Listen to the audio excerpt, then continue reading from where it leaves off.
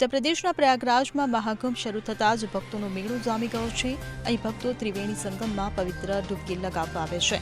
મહાકુંભમાં ત્રિવેણી સંગમમાં પવિત્ર ડૂબકી લગાવવા માટે ફક્ત દેશના ભક્તો જ નહીં પરંતુ વિદેશી ભક્તો પણ આવ્યા છે।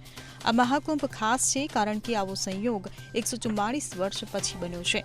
4 અમૃત સ્નાન થઈ ગયા છે અને 2 બાકી છે। દરરોજ કરોડો ભક્તો ત્યાં પહોંચી રહ્યા છે। ત્યારે ગુજરાતના મુખ્યમંત્રી ભૂપેન્દ્ર પટેલ પણ મહાકુંભમાં આસ્થાની ડૂબકી લગાવવા માટે જશે। મુખ્યમંત્રી ભૂપેન્દ્ર પટેલનો મહાકુંભ પ્રવાસનો સત્તાવાર કાર્યક્રમ જાહેર થઈ ગયો છે।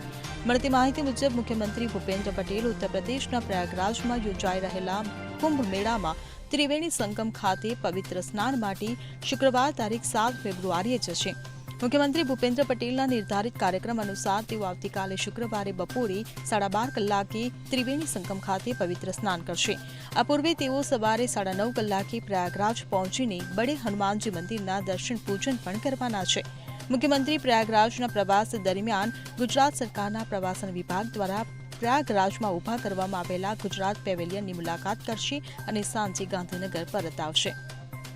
Bureau report CN21 news. હવે જુઓ દેશ દુનિયાની તમામ ખબરો તમારી આંગળીના ટેરવે।